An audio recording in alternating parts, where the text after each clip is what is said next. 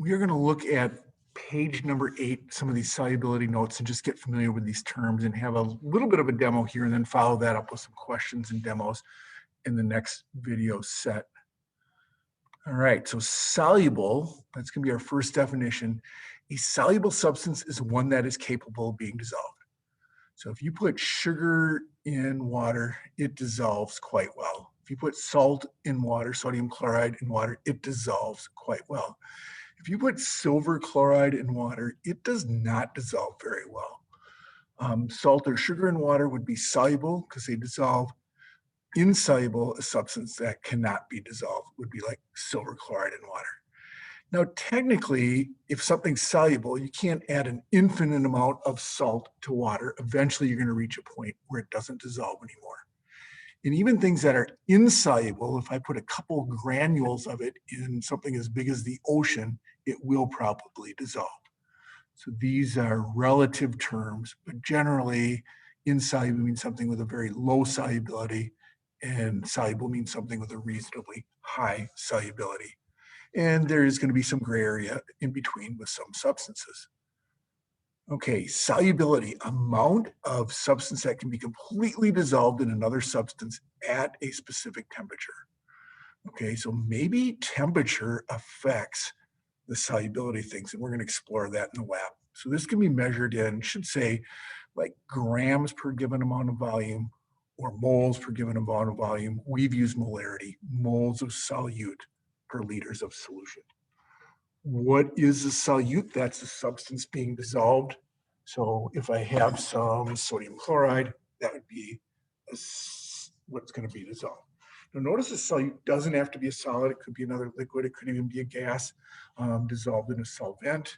A solvent is the substance that does the dissolving. There are different solvents. Okay, we usually use water as a solvent for a lot of things we're doing in our lab, but there are other solvents that you can use. Okay, 3 terms: saturated solution, unsaturated solution, and supersaturated solution. Let's take a look at those and maybe go to a little visual with that. And I'm gonna have to maneuver around a little bit, coming up with a different plan for how I'm gonna do this. And it'll just take me a moment to get there. All right. All right, so I'm going to bring this up here. Hopefully we can see some things. And I have some water right here. Okay, and let's see if we can get where you can actually see this. I think we can see the water. Bring this up here. Maybe get a little lean on the computer. That works good for you to see. Okay, so I have some water in here and water in here, and I am going to add a little bit of salt, sodium chloride, to this container. All right, not much. Sorry, so here's some salt.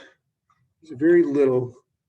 I'm going to drop that in, a few granules, and stir that around. Now to this one, I'm going to add a lot of salt. Not 1, not 2, 3, 4. Oh, let's just go for it. Okay, so I'm going to pour a whole bunch of stuff in here. Okay, now I'm going to stir these around. Right, so I'm going to stir these up.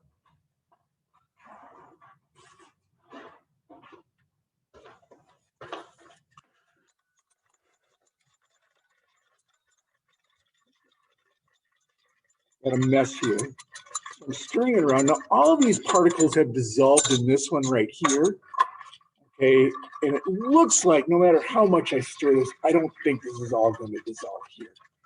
So what happens here, this one here is an unsaturated solution. Okay, I put a lot less solute in there. It all dissolved.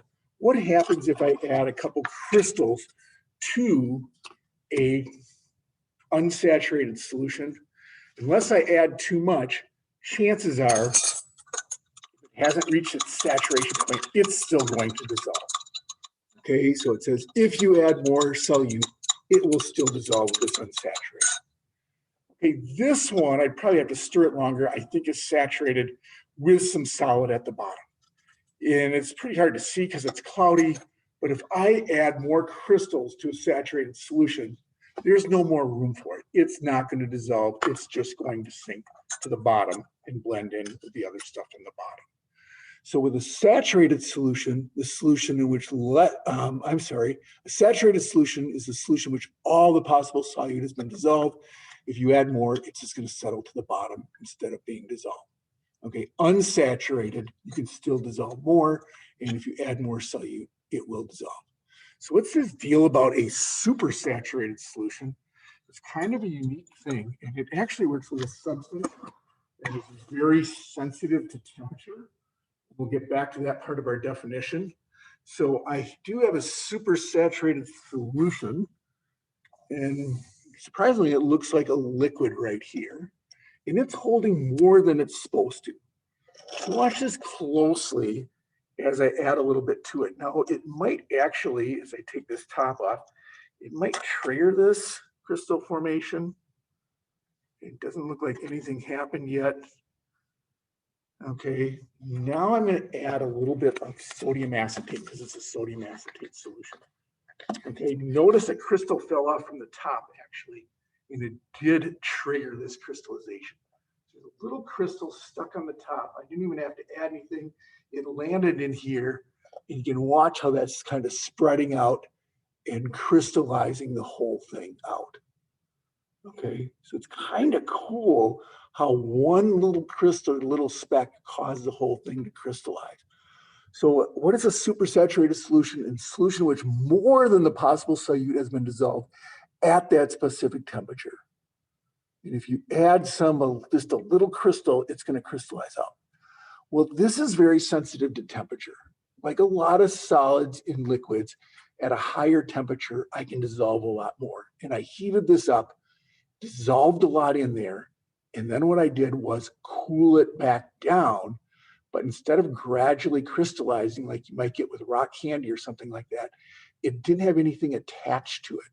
It didn't have anything to attach to, so it didn't crystallize until I agitated it, or when I took off the top, a crystal fell in there, and then it grasped onto that particular crystal. More crystals grabbed onto that, and so on. So there's like a nucleation site or a place for those crystals to form. And that is an example of a supersaturated solution. If I feel this, it's starting to get warm, okay? The temperature that I use to heat it up when it crystallizes is actually released, or that energy, and this is kind of used in certain hand warmers right here. I'm going to put this on a back burner over here. We might see it at the end of the next video, but you'll see if I heat that up, it's actually going to cause that to dissolve. Just like if you dissolve sugar in hot tea, it might dissolve more readily than in cold water. All right, the last bit here, dilute and concentrated. So these are just relative terms, kind of like hot and cold. You know, what's the difference? It's a relative thing. Okay, we'd probably all agree negative 100 degrees Celsius is going to be cold, 100 degrees Celsius is going to be hot. Okay, but you might be in the room in here when it's 70 degrees, and some might say it's cold, some might say it's hot. Well, dilute and concentrated are like the same thing. Dilute is a low absolute amount of solute present in the solution. Concentrated is a high absolute amount of solute present in the solution. If I say something is 2 moles per liter compared to 1 mole per liter, 2 moles per liter is more concentrated than 1 mole per liter. 1 mole per liter is more dilute than 2 moles per liter. Just like 72 degrees is a higher temperature than 70 degrees, and so on. All right, I think that's it for this video. We'll come back and look at some of those questions in the next set. Thank you for watching.